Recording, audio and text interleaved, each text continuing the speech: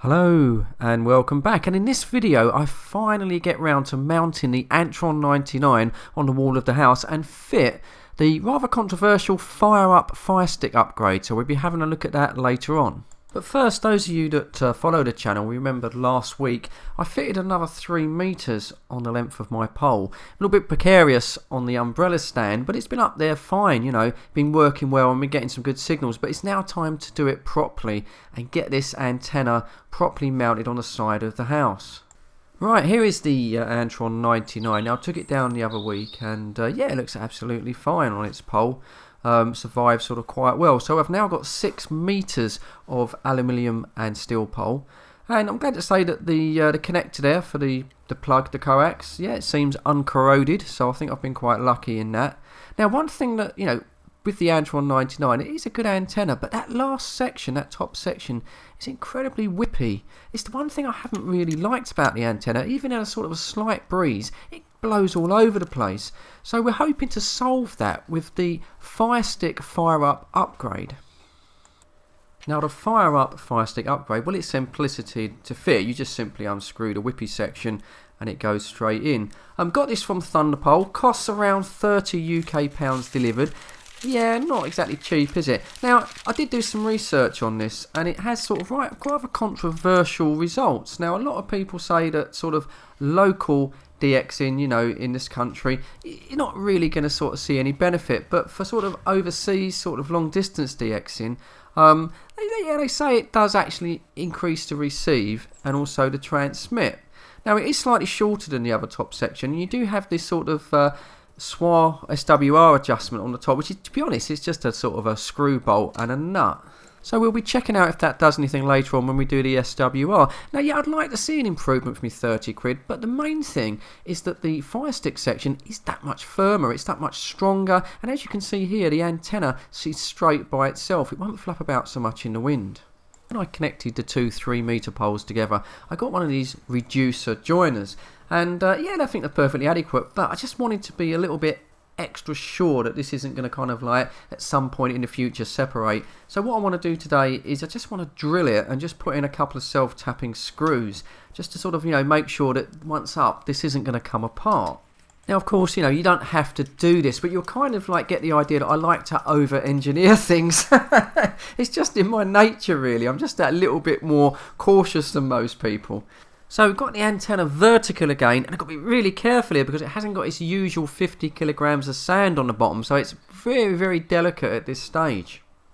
Now, anyone sad enough to follow this channel for any time will remember that when I put this Antron up, I had trouble with the SWR. The rings that you adjust were preset for 11 meters, but for me, they just didn't work. I ended up having them fully extended to get the SWR down, but I want to go back to that proper 11 meter setting now I've done the FireUp kit, and just to sort of see if that does make any sort of difference. So here we are with the SWR meter, and again, look, you know, I'm almost up to 2. It's just totally unacceptable. So I'm beginning to think that my antenna has got a slight fault maybe in its construction. I did have to send a part of it back once because it was sort of made like a banana.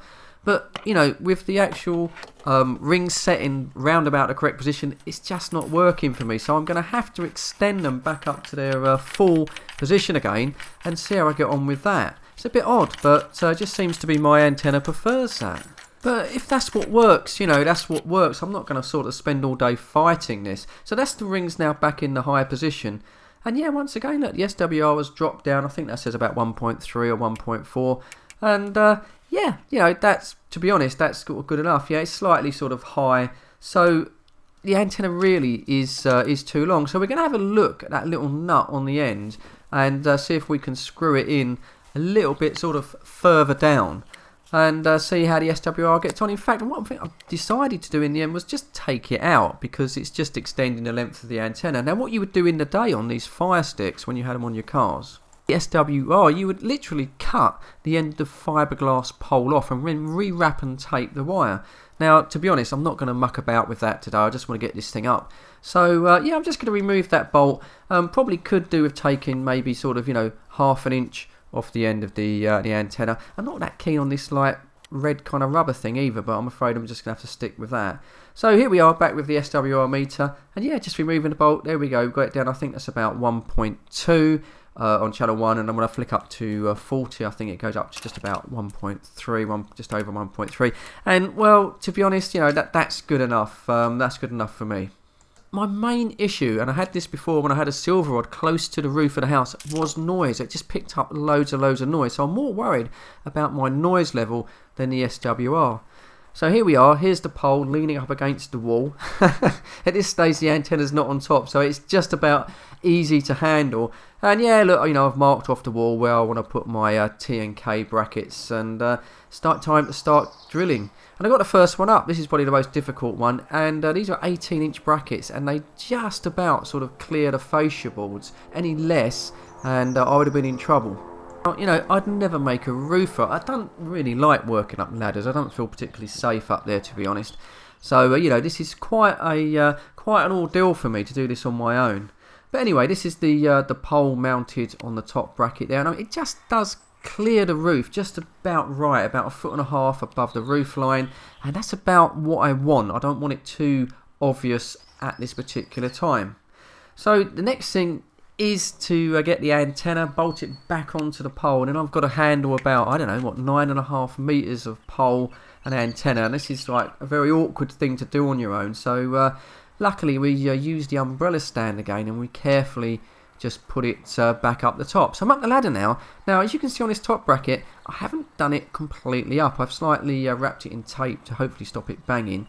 And as you can see, I've used kind of a washer here on the 2 bolts, and I've left it very, very slightly loose, so the pole will slide up and down. And that's for something that I will explain a little bit later on, something I've got in mind for the future for this antenna. So looking down the pole, as you can see, in true Fred in the Shed fashion, it is very, very over-engineered. I mean, this thing isn't going to go anywhere, is it? I mean, it really is not.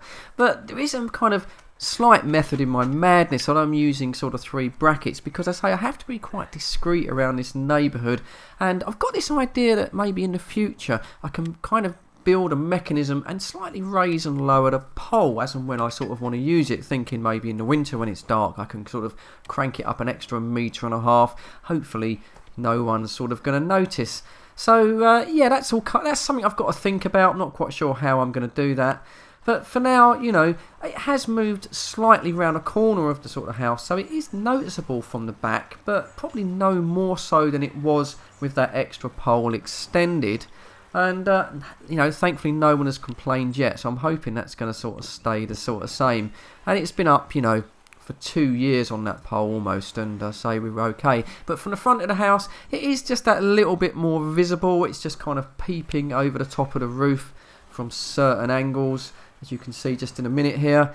Yeah, just slightly, you know, that's not too bad from that angle, but as you walk down the road, yeah, you sort of, you know, you can see that I have got an antenna up, but I suppose in a way you probably could sort of see that anyway. So just going to recheck the SWR now, because as I say, I'm going to be getting quite a bit of reflection back off the roof, and yeah, it comes in I think at 1.3 on channel 1 and around about 1.4 on 40, so the antenna is slightly sort of high. Yeah, maybe could have got that down a little bit more, but more worried about noise with the actual picking up sort of, you know, QRM from the house and noise reflecting off the roof. So here on the Muppet 40, yeah, a little bit of background noise, what you'd expect, about S1.5 I think I was getting. That's perfectly acceptable to me, to be honest. You know, no worse than it was when it was on the pole away from the roof. And then checking on SSB, I was really actually pleased. Look, it's barely showing any noise at all. I know it does vary on SSB, but yeah, quite pleased with that. And it's receiving pretty good as well. Take a listen.